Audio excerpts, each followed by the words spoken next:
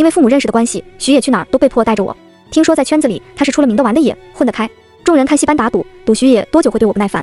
可察觉出我的闪躲，徐野黑眸眯了眯，摩挲我腰的手渐渐往下。既然这么怕我，为什么还要跟着我？锦城金玉的别墅里，音乐震天响，叫得上号的富二代几乎都聚在了这里。徐野懒懒窝在沙发上打着游戏，神色倦淡。聚会上新来的几个女生总是不经意地看他，但却没一个人敢上前搭讪。徐野长得很好看，身材标准的宽肩窄腰，不管是家世还是皮囊，他都算得上极品。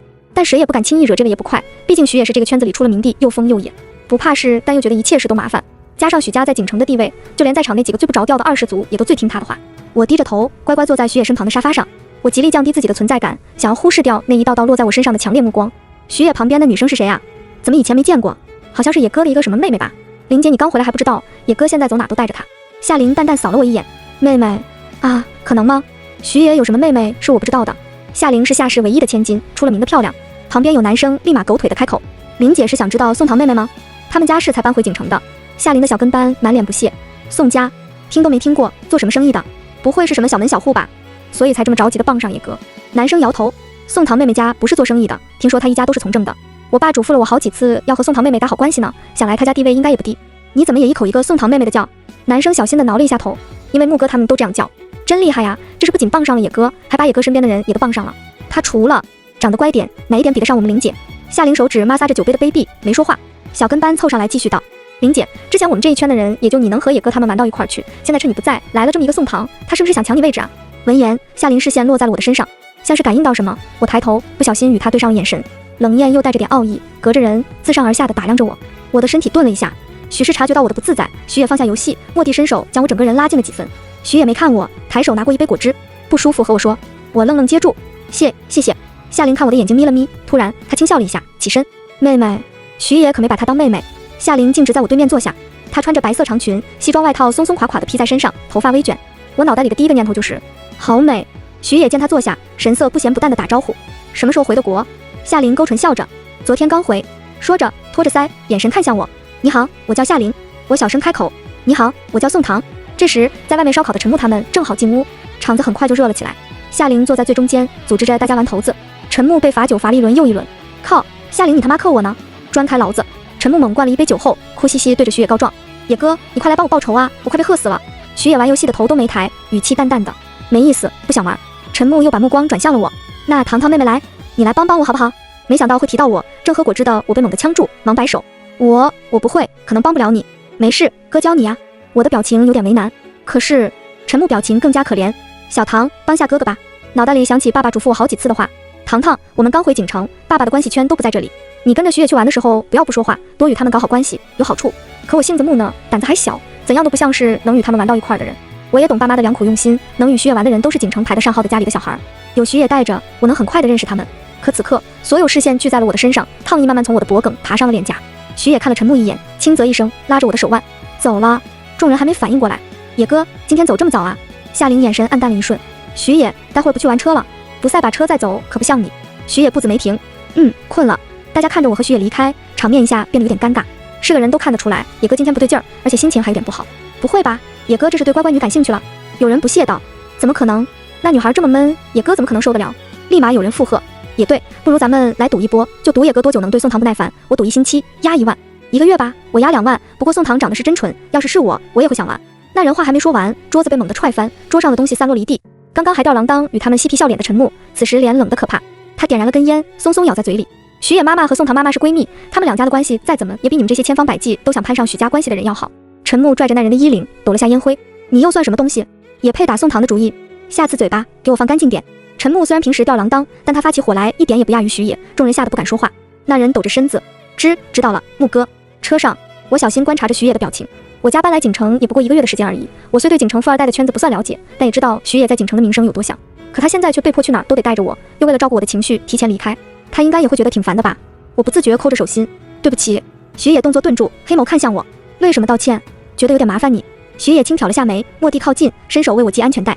陌生的气息一下占据我的整个感官，手猛地捏紧。我自己可以。徐野没往后隔开距离，甚至靠得更近了。我的身子不自觉开始细微颤抖。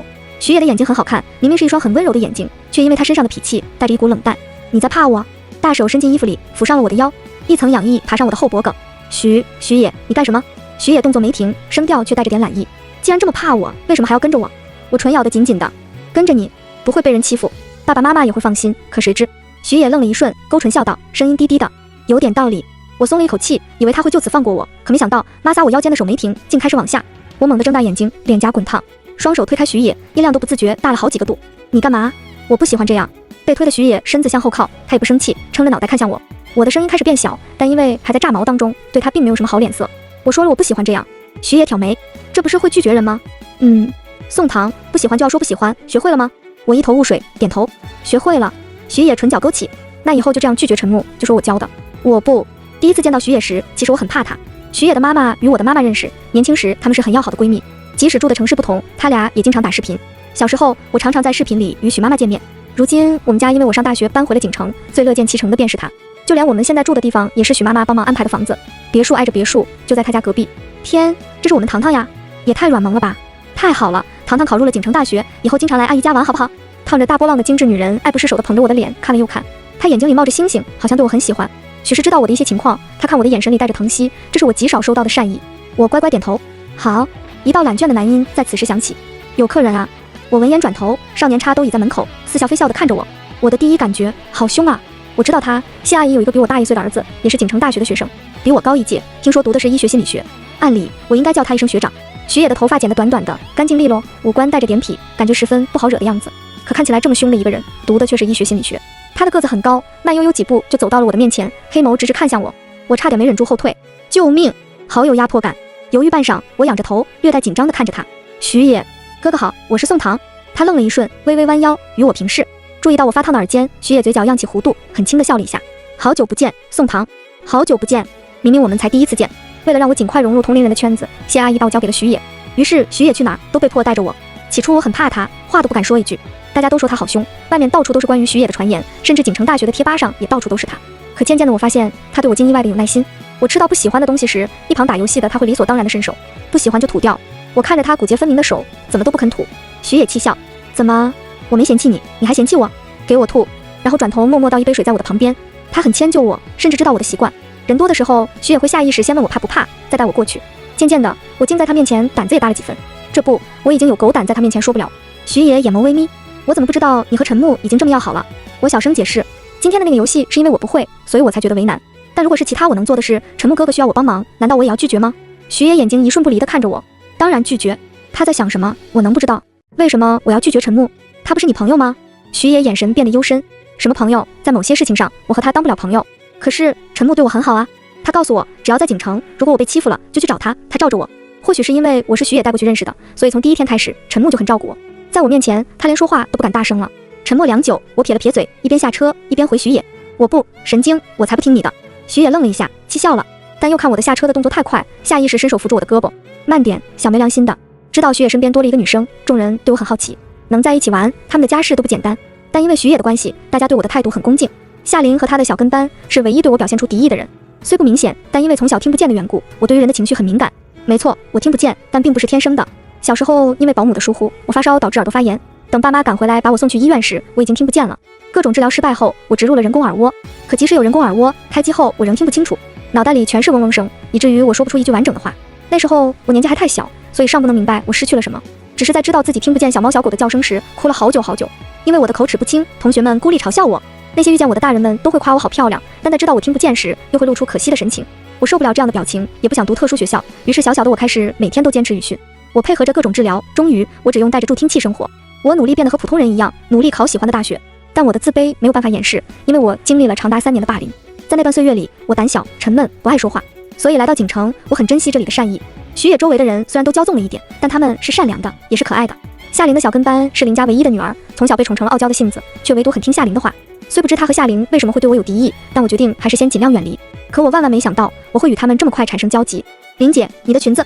宴会角落里，夏琳靠着柱子，额头腾出了细汗，弄到裙子上了，是吗？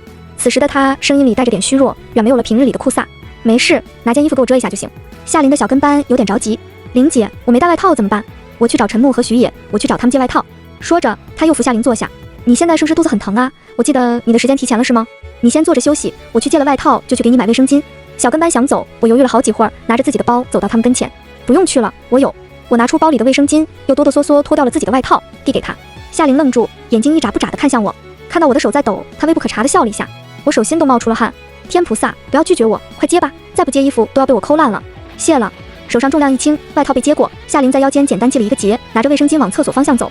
小跟班看着我，眼睛不是眼睛，鼻子不是鼻子，经过我跟前。虽然谢谢你，但你不要以为你这样就能讨好琳姐。我家琳姐喜欢徐野这么多年了，她都还没泡到手，你凭什么一来说泡就能泡啊？跟我琳姐抢？说着，她还上下打量了我，视线落在了我的胸前，略带嫌弃。野哥也是，这么多年没见他谈恋爱，搞半天他喜欢你这种的，还没我家琳姐一半大。我愣愣看着他离开，不知为什么，我觉得自己有被冒犯。泡徐野，跟夏琳抢？徐野喜欢我这种？什么跟什么？明明他说的每个字我都听得懂，可合在一起我就有点听不懂了。徐野喜欢我吗？徐野怎么可能会喜欢我？我这么胆小又没主见的人，一看就不是他喜欢的类型，他怎么会喜欢我？心里一直纠结着这个问题，导致我已经没有办法和徐野正常对视。吃东西的时候，他把凳子给我拉好，我死活不肯坐他旁边，一个劲儿挨着陈木，看着陈木一会儿给我加这个，一会儿给我加那个的时候，徐野的表情黑得可怕。他一言不发，一口又一口喝酒，包厢里诡异的安静。吃饱后，我逃也似跑出去透气。不知是不是我的错觉，徐野看我的眼神里好像带着幽怨。冷风吹拂，一阵凉爽，我长舒了一口气。今晚的心情特别的多，我刚想伸手数，一只骨节分明的手至我身后伸来，圈着我的腰，手一撑，轻松把我抱在了栏杆上。我惊呼出声，手下意识圈着他的脖颈，以免摔倒。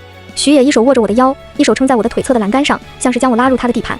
徐野，他的气息占据着我的整个感官。我微微低头，徐野漫不经心地看我，微凉的手指轻抚着我的脸，陌生的痒意让我忍不住瑟缩了一下。徐野手指往下，轻轻摩挲着我的嘴唇，他的身上带着酒气。徐野，你喝醉了吗？徐野喉结滚动了2下，眸子里情绪翻涌。没有。我的脸颊染上烫意，这样的姿势过于怪异，我想下去。可是下一瞬，徐野的头埋入我的脖颈，锁骨处传来湿润的触感，硬硬的头发有点扎人，我的心脏骤停。徐野竟然在轻舔我的脖子，我伸手推他，腰间的力度又加重了几分。突如其来的陌生感觉让我有点慌乱，一着急，眼泪就掉了下来。徐野注意到，忙放开我，眼里是还未来得及退却的占有欲。我微微一愣，徐野真的喜欢我？眼泪不受控的越掉越多，徐野眼里闪过慌乱。怎么啦？吓到了是不是？我抽泣不理他，憋了半天才对着他讲，你头发扎我脸了，对不起。徐野帮擦掉我的泪水，声音低低的，我送你回家。一路上我没有再与他说一句话，车停在我家门口，徐野几次欲言又止想说什么，我也没像往常那般与他说再见。第二天一大早，我删掉了徐野的微信。没过多久，门被敲响，爸妈去出差了，家里只有我一个人，徐野便没进来。我不敢看他。怎么啦？徐野似乎还没睡醒，声音有点沙哑。你把我删了。我避开他的视线，没有说话。徐野耐心的弯腰，声音很温柔。是不是因为昨天的事？我的错，对不起，把你吓到了。可以加回来吗？我的身子往后靠了靠，徐野怕我撞到门，忙用手帮我撑着。我不想加回来。徐野的手有点抖，眸光暗了暗。宋唐，你是害怕我了吗？我还是没有说话，我也不想冷处理，但从没面对过这样局面的我不知道该怎样开口。锦城的早上有风，吹到身上会有一阵凉意。此时的我只穿了一件睡衣，有点单薄。徐野不动声色地移了一步子，让风吹不到我。我抬头看着他，轻轻开口：徐野，我们不合适，我不适合谈恋爱。徐野的步子顿了顿，很轻的点头。好，我知道了，你把我微信加回来吧。见我为难的表情，徐野自嘲地笑了笑。放心，我不会来打扰你，只是怕你有事找我时给我发不了信息。他抬手理了理我有点乱的刘海，声音闷闷的。宋唐，别怕我好不好？我是这个世界上最不可能伤害你的人。徐野的语气好执拗，眼里带着难掩的失落。不知为何，他走时我的心脏在闷闷的发疼。我与徐野冷战了，他的微信被我拉回后，我们再也没有讲过话。信息停在了1个星期前。宋唐，这几天有点冷，出门带个外套，有事就叫我。我没有回，徐野也就默契的没再发消息来。听陈木说，徐野这几天好像心情很不好，整天摆着个臭脸，谁讲话也不听。而我经常看着与徐野的聊天记录发呆，强迫自己不去打听他的消息。或许我对徐野也是有好感的吧，但我的性格实在不适合谈恋爱，我自卑敏感，不相信这个世界上会有除了父母以外的人爱我。我觉得自己是一个累赘，如若有人炙热的靠近，我会先自我否定，然后再远离。我这样别扭的性格，连我自己都讨厌自己。来到锦城后，我会下意识去屏蔽掉自己之前那些不好的回忆。我以为离开了那座城市，考上别的地方的大学，他们就会放过我，但霸凌好像永远就没有尽头。我接到了一个陌生的电话，听到对面的声音时，我身体颤抖得厉害。宋唐，过得好吗？一声不响换了地方生活，怎么还把我们的这些老朋友给拉黑了？害得我们找了你好久。电话那头传来男生女生的调笑声，既嚣张又得意。猥琐的男生，哈哈哈！宋唐，你不会忘记了我们给你拍的视频了吧？需要我们帮你回忆回忆吗？或者发在网上让大家看看？尖利的女生，你离开了那么久，也不知道给我们打钱回来，怎么真想甩掉我们啊？锦城好玩吗？你家有钱，应该换了更大的别墅了吧？好说，高中也是一个学校的，我们明天来找你玩好不好？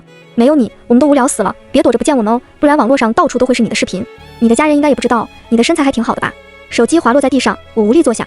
他们要来锦城了，他们仍不肯放过我，耳朵开始耳鸣，那些我拼命想要忘记的记忆全部涌入脑海。我也不知道我为什么会惹到他们，明明我只是为了一只流浪猫，他们将我手上的猫粮踢翻。感情是你每天来喂猫啊？也是你把它送去的医院？我轻轻点头，不明白他们为什么这么问。一个男生将烟头烫在小猫身上，眼里带着残忍。我就说这件猫的命怎么会这么硬，几次都搞不死。小猫疼得一直叫，我皱着眉。你们干什么？快放开他，他也会疼的。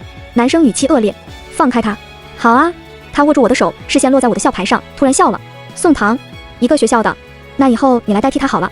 有女生注意到了我耳朵上的助听器，哟，还是聋子，聋子也能和我们读一个学校。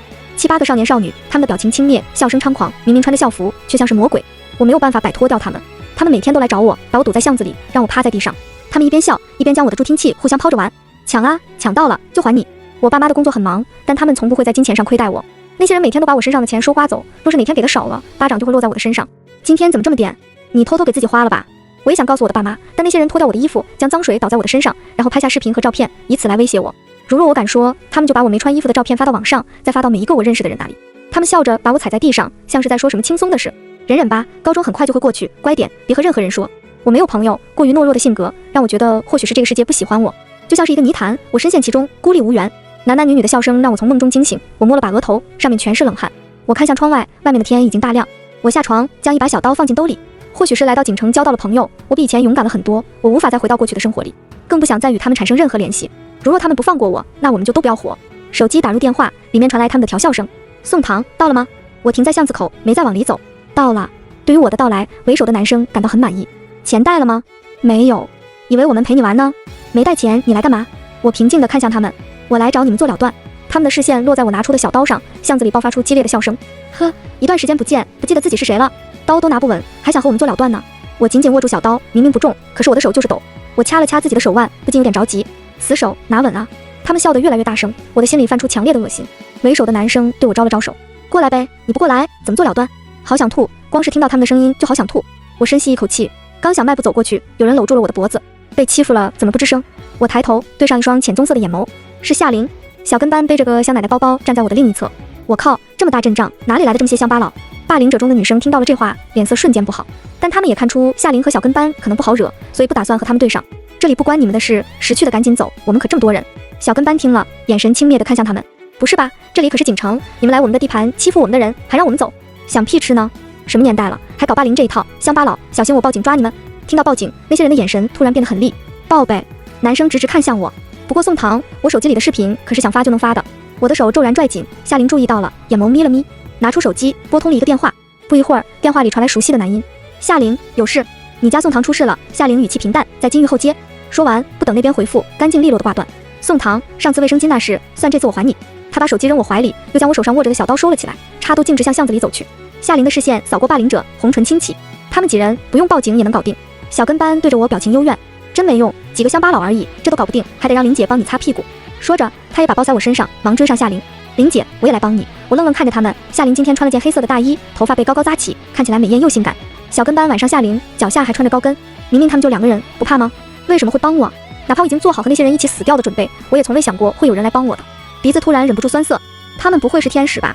我没想到夏琳打架竟然这么厉害。他眼里含着戾气，拽着其中一人的头发，将他头一下下往墙上撞。男生痛得惨叫。小跟班没打过架，她是家里宠着的公主，没学过一点防身技巧。很快，她被打得鼻青脸肿。怕她受欺负，我在旁边拽紧了手。等我反应过来时，我已经拿着她的香奶奶包冲到了她身旁，像疯了一般闭着眼睛乱打。一个女生被我一击中头，摔倒在地上。我看清了她的脸，是曾经扇我巴掌的女生。一股不知名的畅快涌上心头。在我被霸凌的那段岁月里，我从未想过反抗，我总是在等他们放过我，等我自己熬过去。可是懦弱是助长霸凌的养料，原来我也可以反击。以暴制暴虽或许不是聪明人最首选的方法，但它却最有效。在我愣神之际，之前欺负我最狠的男生擦了把嘴边的血，恶狠狠地看向我。呵，宋唐，反了天了！被我踩着的人就乖乖被我们踩着就好了，你反抗干什么？他们有7、8个，夏琳一个人也有点招架不住。那人表情疯狂地向我们冲来，我下意识闭眼抱住小跟班，挡在他身前。没事，没事。2道声音同时响起，我在安慰小跟班，而徐野在安慰我。男生被他一脚踢开，我睁眼撞进徐野焦急的眼眸，我嘴一撇，委屈瞬间涌上心头。徐野，他们欺负我！徐野蹲下身，小心地将我上下打量了个遍，才轻轻松了一口气。他拍着我的后背，帮我顺气。没事就好，你没事就好。切！身旁的小跟班冷哼一声，他指着自己鼻青脸肿的脸。野哥，他能有什么事啊？我才有事好不好？徐野对他点了下头，又低声嘱咐我，就在角落里待着，不要看。随即他活动了下手腕，直接过去了。徐野的跑车停在路边，刚刚因为太投入，他什么时候到的我都不清楚。徐野一路上是飙车来的，速度太快，车头都被他撞烂了。接到夏琳电话时，他应该很着急吧？没一会儿，巷子里传来此起彼伏的惨叫。徐野打架出了名的厉害，小时候那些二世祖们就是因为太嚣张，被徐野教训了个遍。徐野叫我不要看，我睁大了眼睛，不肯错过任何一个人的惨状。这7、8个霸凌者横七竖八全躺在地上哀嚎。徐野本打算收手，夏琳抽了根烟。这几个人不是锦城的，是宋唐高中时候的同学，应该霸凌了他很长时间，还拍了视频。夏琳说完，徐野瞳孔微缩，愣在了原地，不敢信的又问了一遍：“你是说他们霸凌宋唐，还拍了视频？”夏琳点头，我应该没猜错。徐野眼神一沉，表情染上阴霾，拎着其中一人就往地上砸，一下又一下，像是失去了理智。我连叫了好几声，徐野都没听到。他的脖梗有青筋暴起，好像在极力忍着什么。我没见过这样的徐野，他的眼神冰冷的可怕，看那些霸凌者时像是在看死物。我忙跑过去，可以了，徐野，可以了。我拉住他的手，徐野慢慢停下，反握住我的。徐野让他们交出了手机和视频图片的所有备份。他冷漠地看着他们，我不管你们还有没有备份，只要你们敢发出来，我就敢弄死你们，不管你们在哪里。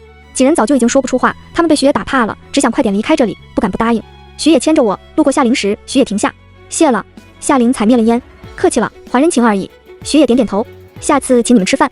说完，牵着我往车上走。小跟班刚想跟上，夏琳捏住他的脖梗，去哪儿？蹭车。夏琳轻笑，我带你去医院。车里，徐野小心翼翼地看着我。宋唐，这些视频我直视着徐野，不用删，我要去告他们，这些都是证据。徐野声音很低，好，我陪你。他关掉声音，点开我的视频，只看了一个，他的手就止不住的抖，身体绷得好紧。少年眉骨硬朗，眼眸深处藏着说不出的心疼。徐野还要点下一个，我握住他的手，伸手遮住了他的眼睛。没想到再次面对这些，我的心境竟会这样平和。没关系的，事情已经过去好久了，别替我伤心。徐野没动，就这么任由我捂住他的眼睛，他的嘴张张合合。对不起，我应该早点来找你的。如果我高中和你读同一所学校，就绝不会发生这样的事情。对不起，真的对不起。有湿润划过我的手心。徐野他是在哭吗？此刻我说不出我的感受。面对我的苦痛，徐野说的第一句话却是对不起。明明不关他的事，更不是他的错。我抱着他，轻轻摸着他的后脑勺，压抑到极致的呜咽声，我耐着性子，一下又一下轻拍着他。不知过了多久，徐野将脸埋入我的脖梗。宋唐，他的声音闷闷的。我们和好，好不好？我嘴一撇，带上了哭腔。好，早就想和好了。到家时，家里已经有饭菜的香气。爸妈出差提前回来了，还做好了我喜欢的菜，在家里等我。徐野将手机放在桌上，他陪着我，静静听我讲述我那噩梦般的高中生活。讲完后，我表情平静，他们3个哭成了泪人。我妈抱着我，必须要告他们，每一个人都不能放过。我爸默默抹了把眼泪，心疼我心疼的不行，又自责自己经常出差，高中3年，连我被欺负了都不知道。看了那些照片和视频，我妈心脏差点疼得喘不过气来。当身边有人时，以前畏惧的东西都不再畏惧。我们报了警，并向法院提起诉讼，因为我们在锦城也打了人，警方把夏琳他们也叫来了调查。这不来还好，一来把警局的人吓一跳。夏家、林家、许家，哪一家都是锦城了不起的人家，3个祖宗同时来警局，还带着父母。几个公司的老总不怒自威。许妈妈得知这事，拍着桌子，激动的直接在警局就问徐野：“死畜生，竟敢欺负我家糖糖！那天打架你到底尽全力没有啊？”因为是他们主动来锦城找的我。法院开审，我们被定为正常防卫，而他们霸凌我3年，并敲诈威胁我3年。他们拍下的视频和照片成了最有力的证据。霸凌者被判了有期徒刑3年。就在我以为事情结束的时候，出乎所有人的意料，陈木被警察带走。打架斗殴，拘留7天。原来当初那句在锦城，如果你被欺负了，我罩你并不是说着玩玩而已。在那些人回去过后，陈木一个人独自去了我高中的城市。监控里，他斜靠着墙，嘴里咬着烟，忽明忽暗的灯光让人看不清他的表情，只知道他的眼睛死死盯着巷子口。当男男女女出来时，陈木掐灭了烟，径直向他们走去。混乱中，监控被人破坏。再次见到陈木，是他拘留结束。出来时，看见我与徐野来接他，陈木轻佻地笑着：“他们人这么多，还是在他们的地盘，你怎么敢一个人去？”陈木挠了挠后脑勺，他们也没见得比我好到哪去啊。话是这么说，可陈木脸上的伤都还没好全，手臂更是绑着绷带。我担忧地看了又看，陈木哥哥，疼不疼呀？陈木不自在看向别处，耳尖有点红。不疼，跟猫抓一样。徐野在一旁冷喝：“苦肉计。”我轻笑出声。那一天，我们的影子被太阳拉得好长，我记了很多年。关于我的童年，它一半时间是没有颜色的，灰暗的彻底。鲜活肆意的人生，我想也不敢想。我努力扒开，却等来了长达3年的霸凌。其实我也想过好多次离开这个世界，可是阳光抚摸我的时候，我又觉得一切都好，便又舍不得走。我爱我的爸爸妈妈，我爱小猫小狗，我爱与我打招呼的人，我想要有很多朋友，我想和他们在星星下看同一片天空。徐野提出带我去看星星时，我高兴了好久好久。黑得如墨的天空里，小小的星星却那样闪耀一颗又一颗，像幕布里的画。突然，我叫了他一声：“徐野。”随后是良久的沉默。徐野也不催促，就这么静静的等待。犹豫再三，我缓缓开口。为了不让我爸妈担心，我总是表现出很乖的样子，但其实我的情绪有时候会很不稳定。我也不知道我还能坚持多久。说完这话后，我松了一口气。没有人会喜欢一个定时炸弹，所以我静静的等待，等待属于我的凌迟。可是黑夜里，徐野温柔的声音叩击着我的心脏：“宋唐，没关系，我会成为你的专属医生，将你一次次救起。”正文完，番外。徐野篇。知道宋唐只不过是一次偶然。我妈拿着手机与她闺蜜通视频，向来严厉惯了的谢女士此刻慈祥的不像她，眼睛笑成了一条缝。哟，考试还得了第1呢，真棒！哎呀，我们糖糖也太乖了吧，姨喜欢你。我的视线不自觉落在手机屏幕上。视频里，女孩皮肤白皙，脸颊带着点婴儿肥笑起来，嘴角有2个浅浅的梨窝，好乖。我的第一印象就是，他好乖，像一个精致的洋娃娃。他的耳朵带着助听器，好像也不会讲话，可他有双很清澈的眼睛，明亮的像月牙，我一时看入了神。他，谢女士一巴掌拍在我的脑门上。英语单词背完了吗？就搁这儿发呆。见我点头，谢女士。背完了就去看物理，赢在起跑线上。说完又怕自己的语气太凶，忙转头对着手机那头笑。乖宋唐，姨姨不是对你凶哈，姨姨是对你徐野哥哥凶，你不要怕，姨姨不会对你凶的哦。谢女士的声音传进我的耳朵里。宋唐，她叫宋唐，我嘴里呢喃了好几遍她的名字。彼时的我10岁，正拿着书准备回房间看初中的知识，只是我没想过宋唐这2个字会占据我往后的整个青春。16岁开始喜欢人的年纪，我做了第一个关于宋唐的梦。可明明在现实里我与她连面都未见过，我没听过她的声音，更不知道她的性格。只是每回我妈与她闺蜜打视频时，我都会不自觉在旁边晃悠，眼睛往手机屏幕上看，试图从那屏幕里找到我想看到的身影。但已经好久了，我已经好久没在视频里看见她了。明明她之前都会很乖的在手机那头与谢女士打招呼的，可现在她已经很久没出现在视频里了。听说是因为宋阿姨和宋叔叔太忙，所以她住校了，很难得才回来一趟。而我就像一个偷窥者，没有机会认识她，又不想错过她的任何变化，想为她的每一个进步感到高兴。半夜醒来，我看着精神的下半身，从脸红到了耳朵根。我认命般去了浴室，觉得自己是个可耻的变态。如果宋唐知道我是这样的人，他应该会讨厌我的吧。我的名声向来不怎么好，因为对于虚伪的人，我给不了什么好脸色。但我也极少去解释，因为这样会让我省去好多麻烦。陈木说：野哥，你能不能别总是一天摆着个臭脸啊？大家都怕你。我不在意地刷着题，别人怕我，我不在乎，我只在乎宋唐怕不怕我。回家听到宋唐声音时，我愣了好一会儿。客厅里，女孩乖巧地对谢女士说着什么，她弯着唇，头发柔顺地披着，耳边有点点碎发。看过来时，她的眼里还有未来得及收回的笑意。我的心脏就这样停滞了一瞬。这是我与她的第一次见面，一切都来得那么突然，我甚至还没能做好十足的准备。不知为何，此刻我的手指静止不住地颤。第一次在视频里看她，她还说不出一句完整的话，安静的样子让我记忆深刻。可现在的她已经能侃侃而谈，像普通人一般。我的第一反应竟是心疼。我的宋唐，在我看不见的时间里，已经成长到了这个地步。我的心里突然有说不出的感动。小姑娘或许是知道我，仰着头，略带紧张地向我问好：徐野哥哥好，我是宋唐。我没忍住笑了下，微微弯腰与她平视。我斟酌开口：好久不见，宋唐，真的好久不见。番外，陈木篇。2019年的那个夏天，徐野带来了一个小姑娘，扎着个丸子头，小心翼翼地跟在她身后。彼时我嘴里正叼着根烟，徐野看了我一眼，嫌弃地叫我掐掉。我疑惑地对他挑眉，徐野咳了一下，不自在解释。小姑娘闻不惯，我靠，野哥，你这是……我刚想调笑几句，女孩像做了很大勇气，从徐野身后出来。你们好，我叫宋唐。声音小小的，却又带着说不出的嗲劲儿，胆子很小，像猫。那一刻，我有一瞬间的失神，下意识掐掉手里的烟，声音竟软了好几个度。你好呀，我叫陈木，徐野的好朋友。女孩乖巧的点头，眼睛弯弯的，带着点娇憨，那脖梗处的皮肤更是白的有点晃眼。我眼眸眯了眯，不知道为什么心里有点痒。小姑娘看起来胆子小，但其实很固执，徐野便事事都顺着她，对谁都没什么好脸色的许家太子爷，唯独在宋唐面前耐心的要命。其实我能看出徐野对宋唐的不同，因为总是对宋唐无可奈何的徐野，嘴角却一直都是笑着的，可能连他自己都不知道，他眼里带着难言的宠溺。我清楚自己本不应该把注意力放在宋唐身上，可宋唐就像一把钩子，勾得我心里愈发的痒。我觉得自己是疯了，朋友好不容易铁树开一次花，我竟生出了和他抢人的心思。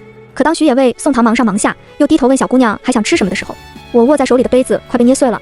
小姑娘似乎很黏徐野，只有在徐野面前，她的胆子才会大上几分。我的嫉妒达到了顶峰，事情开始有点不受控，我想不通自己为什么会这样，心情烦躁的要命。被徐野戳穿心思的那天，我与他打了一架。陈木，你喜欢宋唐吧？徐野黑眸看向我，我拿酒的手顿住，随即坦然承认：是啊，有点。徐野的语气带着威胁：别碰宋唐。我笑了一下：野哥，你会不会也太霸道了一点啊？徐野眼神犯了冷：他和你身边玩的那些女生不一样。我的笑容僵住：你又怎么确定这次我只是玩玩而已？桌子被踹翻，场面变得很混乱。我与徐野从小玩到大，这是我们第一次打架，像疯了一般，周围人拦都拦不住。我靠着墙坐起，徐野冷冷看着我：陈木，你看上谁都可以，但是宋唐不行，他对我很重要。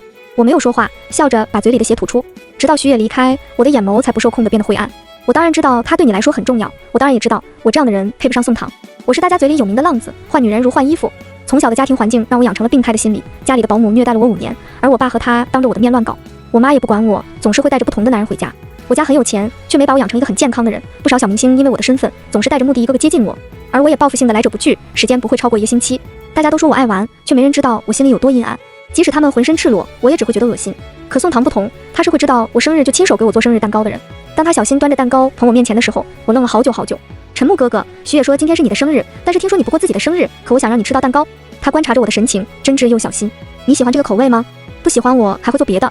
小时候保姆总是会在我生日时折磨我很久很久，所以长大后我便从未过生日。可此刻我看着宋唐，心里在狂烈的喧嚣。他的脸颊沾上了面粉，我抬手轻轻擦干净。谢谢你，我很喜欢。手机里的异性被我删了个干净。知道宋唐不喜欢烟味，我的烟盒和打火机便落了好厚一层灰。我竟就这样戒掉了烟瘾，生活渐渐变得正常。我想或许我也曾想要抓住宋唐这根救命稻草，但它实在太过美好。他很善良，对所有人都好。我便又觉得他适合更好的人，至少绝对不是像我这样的人。于是我控制着自己感情，默默看着他变得开朗，变得与徐野关系更好。徐野与宋唐的订婚宴上，有新认识的人看着我一口又一口灌酒。他出声询问：“陈总，平时看您很照顾宋小姐，您是不是也？”我闻言愣了一会儿，摸出新买的打火机，点了一支烟。几年未抽，动作有点生疏。我笑看向那人：“都是朋友，照顾是应该的。那您怎么灌自己酒？”因为他俩订婚，我高兴。